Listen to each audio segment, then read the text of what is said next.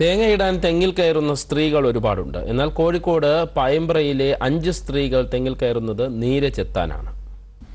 പേടി പതുക്കെ ധൈര്യത്തിന് വഴിമാറി. പടിപടിയായി ഉയരത്തിലേക്ക് ഇവർ ഓരോരുത്തരും കയറി തുടങ്ങി.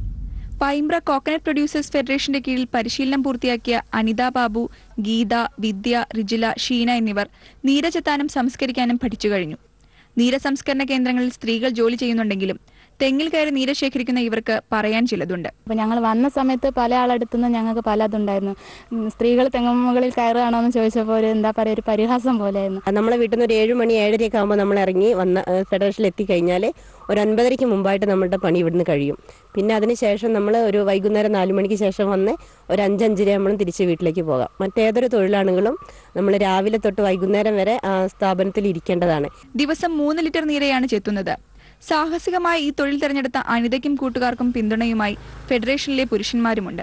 തീർച്ചയായിട്ടും പുരുഷന്മാരെക്കാൾ കൂടുതൽ ഇവർക്ക് ചെയ്യാൻ പറ്റും എന്നുള്ളതാണ് എൻ്റെ കണക്കൂട്ടൽ. സ്ത്രീകളാണെന്ന് പ്രത്യേകിച്ചിട്ടും അത് ചെയ്യാൻ അവർ പ്രാപ്തരാണ് എന്നുള്ളൊരു വിശ്വാസം എനിക്കുണ്ട്.